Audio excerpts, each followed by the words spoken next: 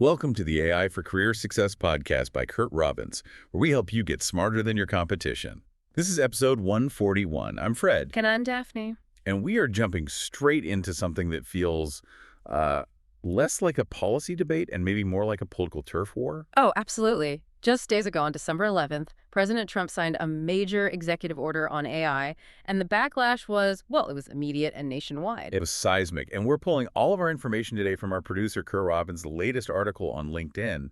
It's called Nationwide Backlash Against Trump's AI Executive Order, and it just came out on December 13th. Yeah, the speed of it all really tells you how high the stakes are. It does. And for you, the professional listening to this, the mission here is really clear. We need to understand the central conflict. This is a duel over who gets to write the rules for AI. Is it Washington? Is it Washington or is it the states? And the outcome is going to, fundamentally redefine the entire landscape you're building your career in. Okay, so let's unpack the executive order itself first. What is the administration's actual goal here? It all boils down to one key concept: federal preemption. Preemption, that's the word. It's everything. In simple terms, it's the federal government saying our rules override your state rules. The goal is to consolidate all control over AI policy in Washington. And to actively block states from making their own regulations. Exactly. To stop them in their tracks. So what's the rationale? That sounds like a pretty significant power grab. Why do they want to do this? The argument is about global competition. It's always about global competition. Specifically China. Specifically China. The administration's view is that if you let 50 states create 50 different sets of laws, you get what they're calling a regulatory patchwork. And that patchwork just slows down innovation. It slows down development. It absolutely does. It drives up compliance costs for companies, and it just creates a fragmented system that they believe puts the U.S. at a huge disadvantage. Okay, that logic makes sense from let's say, a large tech company's point of view. But how do you enforce that? How does an executive order actually stop a state from passing its own laws? Well, they've built in two very powerful, very aggressive enforcement mechanisms. Okay. The first is an AI litigation task force. A litigation task force. So basically, a team of lawyers. A team of lawyers whose entire job is to review state AI laws and, well, sue any state that passes something Washington deems too restrictive. Wow. So they're not just suggesting a policy, they're preparing to fight states in court to enforce it. Immediately. And the second mechanism is maybe even stronger. Which is? The threat to withhold federal broadband funding. Broadband funding. That's a huge stick to wield. That's critical infrastructure money. It's where the rubber meets the road. For a state governor, losing those federal dollars is a potential economic disaster. It's a massive financial incentive to just, fall in line. Okay, so a huge stick. But despite that, the reaction was instant. And not surprisingly, California was at the front of the line. Oh, Governor Newsom's response was scathing. He called the order something that advances grift and corruption, not innovation. He didn't pull any punches. Not at all. He even named names, pointing directly at Trump's AI advisor, David Sachs, and claiming they are, quote, running a con. And this wasn't just talk from California. They were already moving on this. Newsom had signed a major AI law months ago. Back in September. That's the key piece of context. They already had the Transparency and Frontier Artificial Intelligence Act on the books. And what does that law do? For professionals, especially developers, it's a big deal. It forces companies building the most powerful AI models to report safety incidents immediately. Or else. Or face fines up to $1 million. So California had already planted its flag, claiming its law was the national blueprint. Putting them on a direct collision course with this executive order. A complete collision course. And Newsom has pledged they will keep developing their own protections, federal pressure or not. But there's a wrinkle there, isn't there? Newsom himself has faced criticism on this. He has, and we have to acknowledge that. AI safety advocates point out that he previously vetoed a bill that Truth Out called the nation's strongest AI safety regulations. So it makes you wonder if this is just about safety or if it's really about the state wanting to maintain its own power to regulate, regardless of the specifics. I think it's probably a bit of both. States really don't like being told what to do by the federal government. Let's take a brief break for a special message from our producer, Curt Robbins. Hi, this is Curt Robbins. First, thanks for listening. I truly appreciate your support. I want to let you know that I'm currently accepting new clients. My rates are affordable, and I have more than 25 years of experience working for enterprise companies like Microsoft, Northrop Grumman, Oracle, PNC Bank, FedEx, USAA, and Wells Fargo, among many others.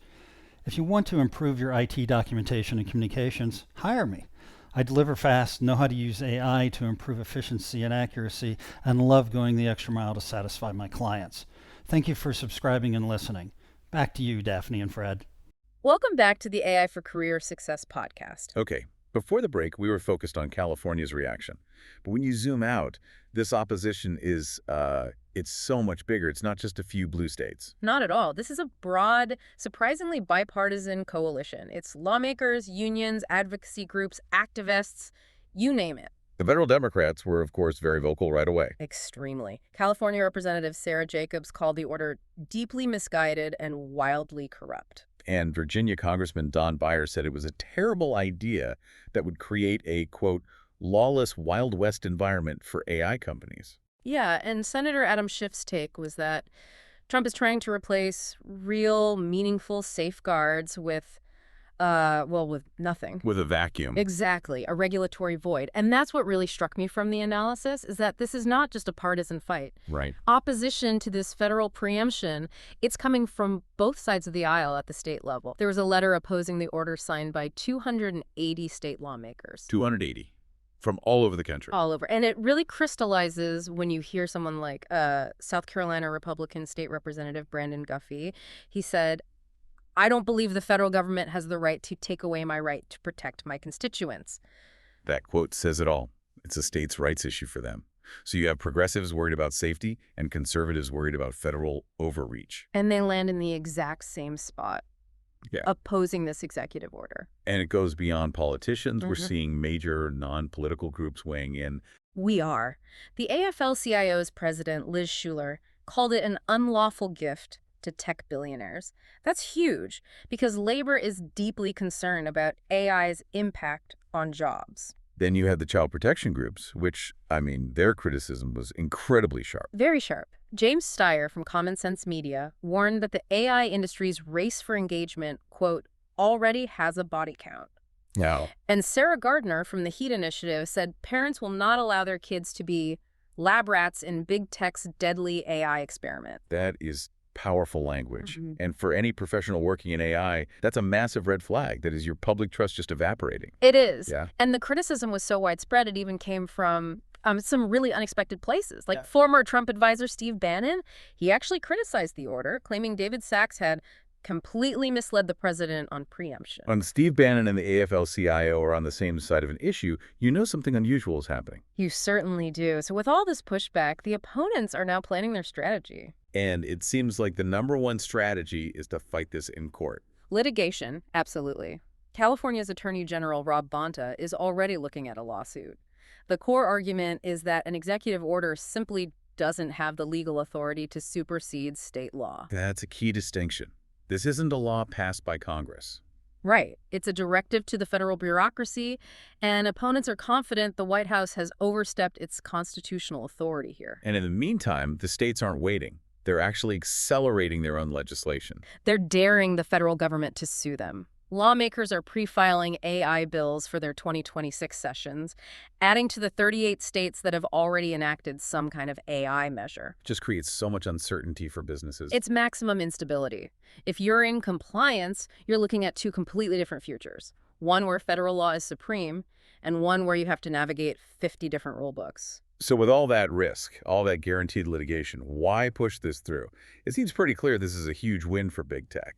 It is. This is seen as a major victory for the tech companies that have been lobbying against state regulation for years. I saw that NetChoice praised the move for ensuring a smart, unified federal policy. Smart and unified usually just means favorable to the biggest players.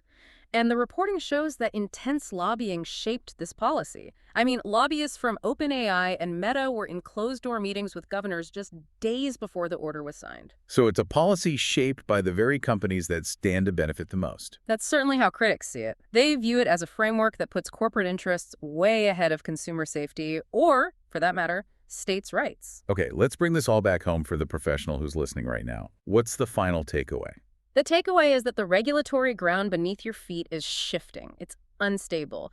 This duel will decide if you operate in a single, centralized, innovation-first environment run out of Washington, Or in a much more complex world defined by dozens of different state-level consumer and safety laws. precisely, your professional risks and opportunities are hanging in the balance, depending on who wins this fight. And here's the final thought on that. The outcome here is going to fundamentally redefine the balance of power between Silicon Valley, the states, and Washington. So the question for you to think about is, what kind of AI framework do you think is actually necessary for your career field? Federal, state, or some kind of hybrid? Something to consider as this whole legal battle unfolds. Thank you for listening to the AI for Career Success podcast from Curt Robbins, where we help you get smarter than your competition. Remember to like, subscribe, comment, and share. We'll see you next time.